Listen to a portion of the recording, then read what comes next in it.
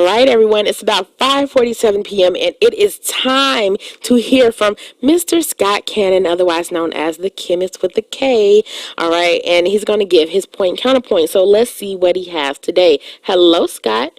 Hello, humans. I am Scott Cannon, coming to you live on WLTH 1370 AM from the greatest city in all the world, Gary, Indiana. And this is the Counterpoint. Well, folks, it's been 511 days since the 16th highest rated passer in NFL history, Colin Kaepernick, has had a job with the league. But if the owners of the NFL thought that by merely blackballing the quarterback who started his protest of not standing during the national anthem in 2015 was going to make their problems go away, they have another thing coming. See, since Kaepernick has been away, the protest movement that he started has gone from just him and his teammate Eric Reed kneeling before games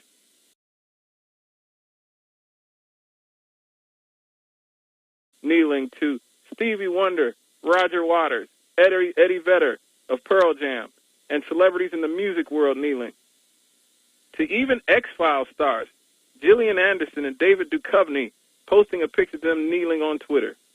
It's even become a hot-button issue in our political system, with our erratic and opportunistic President Donald Trump using the topic as red meat to his mostly white conservative base by striking out at players who kneel before the anthem and the NFL teams who, in his opinion,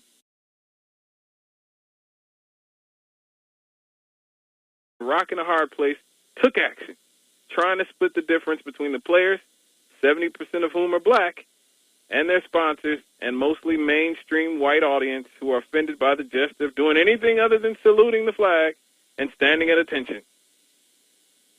They came up with these spanking new rules where players who didn't want to stand for the national anthem could stay in the locker room. But those who chose to come out during the ceremony had to stand or face consequences like fines or suspension. It was supposed to make everyone happy. The problem is, nobody was made happy by these rules. The people who believed that everyone should stand during the national anthem were angry that players were being allowed not to stand, with the President of the United States blasting NFL Commissioner Roger Goodell, claiming, "Isn't it in contract that players must stand at attention, hand on heart? The $40 million commissioner must now take a stand. First time kneeling, out for game. Second time kneeling, out for season, no pay." And now the players are offended too because the new rules were implemented without the agreement of the NFL Players Association, and they think that the owners and commissioner are just trying to silence their voices. Now, me personally, as strange as it sounds, I actually agree with the NFL's new policy. It was always what I believe should have happened. If you don't want to stand, then stay in the locker room. But if you do want to come out during the national anthem, you should have to stand. It sounds reasonable enough to me. I mean, your employer doesn't have to let you protest or espouse your political beliefs at your job. You can't be working at McDonald's with your black fist raised in the air while cooking French fries.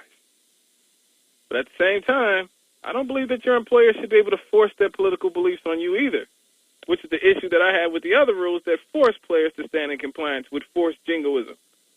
But now you have players saying they're going to come out and protest anyway, which forced the Miami Dolphins to suspend their policy. And just today, perennially tone-deaf Dallas Cowboys owner Jerry Jones exclaimed that he wouldn't follow the NFL's policy either and would force all of his players to stand for the anthem, regardless of what the Players Association or anybody thought. Statements like this make me think that 150 years ago, Jerry Jones would have been the very last slave owner holding on to his slaves regardless of what those damn Yankees think. But I digress. Mostly, I just want to remind people of what the original purpose of the protest was in the first place, which was Colin Kaepernick responding to his perception that black Americans were not getting justice in the legal system and were being murdered by public servants, a.k.a. the police, with impunity, and that it's important to not let megalomaniacal owners, sensationalized media, and our opportunistically slimy president change that narrative. This is about fighting for the justice of black Americans in the United States of America.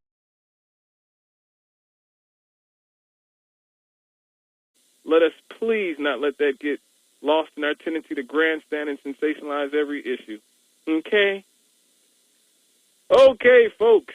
You can chop it up with me on Twitter at The Chemist Lives. The Chemist is spelled with a K, as I am a product of the Gary Community School System. We can talk about politics, music, sports. You can tell me how terrible I am at this job. Or you can just listen to me every Monday from 6 to 8 on Issues and Answers with Jonathan Booz and the McGee Report, brought to you by the precocious hostess with the mostest, Jamelia McGee. I am Scott Cannon, and that was the Counterpoint on WLTH 1370 AM. God bless the working class, and God bless labor. I am out, humans. All right, awesomely said. Now, really quickly here, I have some entertainment news. So, I don't know if you saw this, but Donald Trump's Hollywood Walk of Fame star actually was like completely like demolished, and it was left in pieces. And 24-year-old Austin Clay is actually the one to blame. He had a pickaxe and he was just like going to town on that poor little star. Now, he actually agreed to pay $4,000 to fix it up after pleading no contest. So, yeah, he kind of lost out. That seems pretty stupid. I mean, in the grand scheme of things, I mean, yeah. you know, go out and vote, organize your people. Right. You know, and get your people elected. Right. Change the political structure that way. All they're doing now is just creating more sympathy for Trump with stuff like that. Right, and I mean, really ruining his star, what is that going to do? You know, nothing. I mean, you know, it's not going to change anything. So, yeah, you're right. So, kids, don't do that. Also, let's see here. It's really not entertainment news, but I wanted to tell you because I know every time I see you, you're eating hot chips. So I just wanted to put this out there that a 17-year-old girl from Tennessee had to have her gallbladder removed, and her doctor said that hot Cheetos may be to blame. What? Yes. All right, so Renee Craighead of Memphis, Tennessee, estimates that she was eating about 4 bags a day of different spicy flavored chips. Now, she apparently developed a pain in her stomach, went to the hospital, and had to have her gallbladder removed. Her doctor believes that the hot chips could be partly to blame, and Frito-Lay as well as Takis both released separate statements stating, just reassuring that their chips are safe to eat, but added that they could and should be enjoyed in moderation. So, with that being said, this is the worst thing that's happened to me all day.